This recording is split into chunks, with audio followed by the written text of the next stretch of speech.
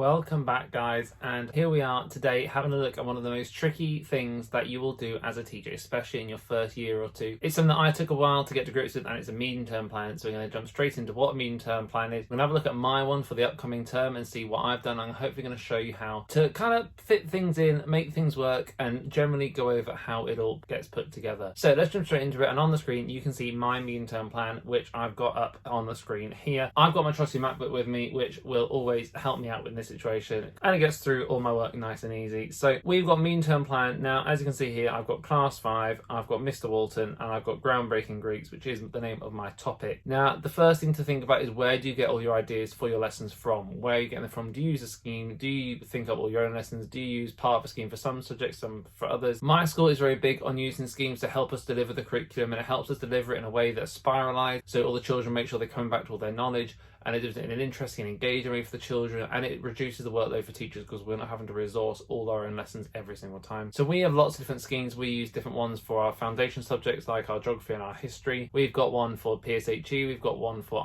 RE, we've got one for maths, we've got one for English, all sorts of different schemes going on. We've got one for PE, and it's just really important to make sure you're on top of them all, you get to grips them all. So the first thing to do is to go through each subject that you teach and make sure that you know where you're going to get your information from. Are you going to have to think up your own ideas? Are you going to have to pull the information from somewhere else? Now, you'll see on my plan on the screen here, this is week 1, this is the first week we're back. I'm currently about halfway through my holidays and I'm loving these holidays, having a great time, currently enjoying a light Easter evening, which is brilliant. Daylight outside is just fantastic. I'm going to make sure I'm going to go outside and have a barbecue once this is done filming. But yeah, this week commencing 25th, this is our first week back, and this is all the lessons that I'm fitting in, alright? So we use the Right Stuff, which I think I've done a video on the Right Stuff. If not, there will be a video coming out soon, but I love the Right Stuff, it's brilliant. And so I know first day back, it's going to be day 1 of the Explorer unit on the Right Stuff. It just shows me what I'm going to be doing day 2, day 3, day 4, day 5. They're my first 5 days. Now, it is important to go through it. Something I've not done yet is you have to go through and make sure you put in things like bank holidays, okay? So I've not yet gone through and looked where the bank holidays are, but I'm going to make sure I kind of highlight those days and say that it might not be that I'm going to get that work done that day because we might not be in school, there'll be a special event happening, and it's just know that actually you can bump that lesson onto the next one. Now, it's not something I've done yet on this plan, this is just a plan as if there was no bank holidays and no special days coming up at all, but for now it's a good template for me to start off with, and then I'll go through and move things around a little bit later on. So that is our writing lessons set up for the week. It's not my short-term planning, I should have shown you by now. I've definitely done some videos on planning a lesson with me, and I will try and link those somewhere around on the screen on how I plan my writing lessons, so do go have a look at that. And that's kind of the short term, the actual PowerPoints to show the children and what I teach. But that's just going to tell me for that week what I'm going to teach, is what I need to plan, it's what I need to plan next to make sure I'm ready for after Easter. And same for maths, we use Abacus or Active Learn, it's called sometimes, and I know on Monday I'm teaching lesson 110. I'm slightly ahead of schedule in terms of finishing by the end of the year, but that's great because things will get behind schedule. We'll have assessment weeks to fit in, we'll have bits of revision to do at the end. It's all kind of good stuff to be but a little bit ahead of yourself. So I am slightly ahead. I should only be on about lesson 100 now, or 101. I'm about 9 lessons ahead of myself. But like I said, that's all good to have a bit of time in your pocket to use at the end of the year. Do some extra revision. So they're my first 5 math lessons. And again, I have done a video on how to plan a math lesson, how I do it, and I will try and link it somewhere if I haven't done one yet, then I will be doing one really soon. So there's no link to click on right now. Go have a look on my videos, my recent videos, and there might be one there by then. So then we come to history. Now, history is what we use the Curriculum Pro on Curriculum Maestro here. Our topic is Groundbreaking Greeks, and this is our first history lesson, so it's our introductory knowledge lesson. So I'm going to go to my Groundbreaking Greeks topic, introductory knowledge, and this is our first history lesson. So you can see here, this is what we're going to be doing for our first history lesson. Now, I'm not going to go through and show you that lesson in precise detail right now, but that's my first lesson. It's going to take about 1 hour to teach. So I know on that first week back, I've got 1 hour of history to teach, and that will probably be done on the first day as a kind of hook into the learning for the children. It's quite an interesting lesson, kind of shows the timeline of when the Greeks were, who they were, that kind of thing. But yeah, it's that first lesson, it's going to hook them in. And then the rest of the week we use Purple Mash for computing. So I know in Purple Mash it's going to be unit 5.8 word processing, and it's going to be lesson 1, so I can use that PowerPoint from there. RE, we're going to recap our previous learning, so we're going to go over what we did a bit last term, and then we're going to kind of start again on a new unit after that. PSHE, we're on Jigsaw, it's the relationships unit, and we're on lesson 1. Music, we're on the song Dancing in the Street, and again it's lesson 1 because it's a new term. PE, I've not done yet. Now that's because, to be perfectly honest, our PE long-term plan for the year is at school, and I can't find it online on our OneDrive system. I know where it is in school, it's up on the wall in the staff room.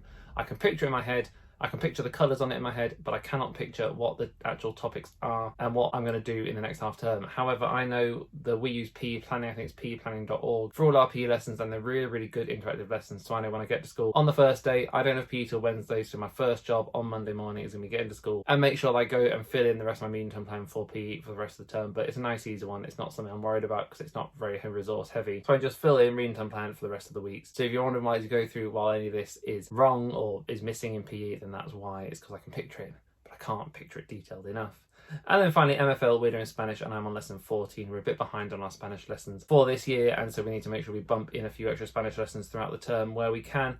But for now, staying on track on lesson 14. So that is 1 week of my medium-term plan. Now, I do need to have a look at what our best work is going to be, because we have got what's called our exhibition in school this term, where this term is year 3 and 5's turn. I'm in year 5, and we have an exhibition where we show off all the amazing work the kids have done in the classroom, we put up on display, and everyone comes to see it, and parents can look at it, and it'll be brilliant. But I do need to go through and have a look at all the different lessons we're doing in our, especially our kind of foundation-y topics, so our history topics, groundbreaking Greeks.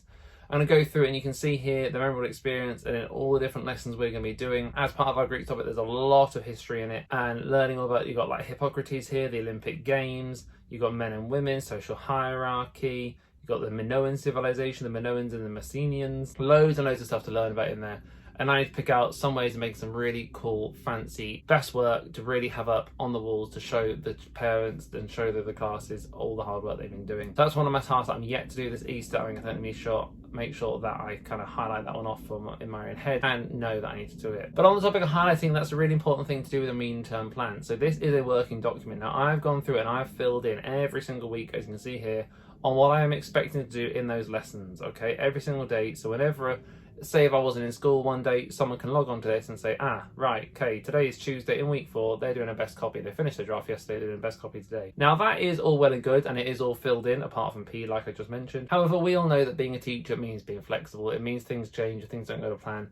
And that's important to do with this. It's a working document, it's something that will be changing. So as I go through each day, on Monday, when I've taught that lesson, I'm going to go through, I'm going to highlight it. I use yellow just because it's the first one there. I'm going to say, yeah, I've taught that lesson, I've taught that maths lesson, I've done my introductory knowledge in history. Okay, so everyone knows that's what they've done that week, all right? Now, that's all great, and it's, yeah, brilliant, we've done that. But all of a sudden, maybe the next day, someone comes in to talk to the class during our Tuesday lesson. So I have to kind of make sure that actually I don't highlight that one in yellow yet, and then when we do teach it on a Wednesday, I'm going to highlight that one in yellow, and then I have to change all these lessons and bump everything down. Now, it is a bit annoying when you have to do that because there's a lot of changes to make, but it's just really important to stay on top of things and to show that you've done them. If for whatever reason I completely missed a lesson, so let's say this week something comes up and we don't have time to do our computing lesson, then that one I'll highlight in red, okay? Just because it means I can clearly see that I've missed it, and so the next week in computing I might go, okay, let's have a look at what we did last week. Oh, we missed lesson 1. Today we should be doing lesson 2. Can I fit both lessons together? Can I fit them into one kind of big computing lesson, extend it a little bit? If I do that, does that mean I'm going to miss out on an RE lesson? Can I maybe squeeze that one into another lesson? You have to kind of work with these lessons, move them around a little bit, and make sure they all work in together. Apologies if you heard a car beeping. It is getting late and someone's driven down the road beeping the horn, which is just fantastic, just what you want. Anyway, I'm just going to change that highlight. There, oh no, still yellow. Can we get rid of the highlight? Who knows how to get rid of a highlight? Someone please help me out here. No colour I want. Come on, no colour. We want no colour. There we go, we got no colour in the end. So yeah, that's what I want to do. I'm going to go through and make sure that fits in. Like I said, the most important thing with these medium-term plans is just to make sure you're on top of all the schemes, okay? So for these, we use the right stuff for this. Writing lessons for numeracy, I'm going to change it to maths because I just prefer the word maths. I don't know why it says numeracy there. We use abacus. For geography and history, we use the Maestro curriculum, which you just saw there. So I'm going to fill that one in. We use the same thing for history, so I can pop that one in there.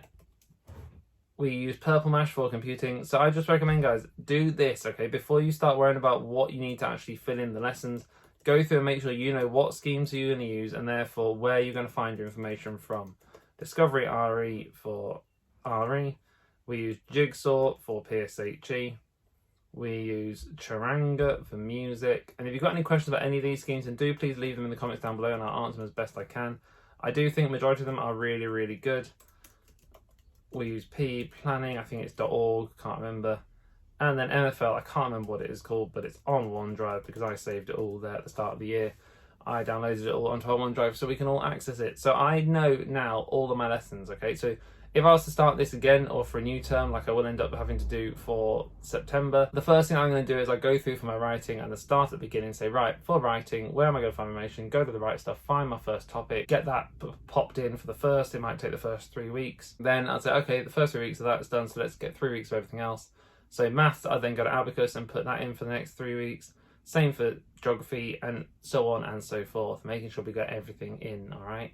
And it's also important to remember that it is okay to block things out, all right? Now you see here, I've got geography in there because our first Engage lesson has one tiny bit of geography in. Apart from that, I've got history, I've got history, I've got history, I've got history. Now that's okay because some of my other topics had loads of geography and very little history at all. This one's very history laden. But it's all right to teach it in blocks like that, teach all the history together, as long as you're still getting that history and they're getting the geography at other times. It doesn't have to be every single week as a history lesson and geography lesson, because sometimes that's just not achievable with the topic and making it link. So hopefully that's made you understand a little bit more about your medium-term planning, about how it works, about why we do it. And if not, then do please just ask any questions you've got and I'll be happy to answer them. And as always, I'll be here every single week on a Tuesday, on a Friday and on a Sunday morning. Thank you very much for watching this, guys, and I will see you very soon.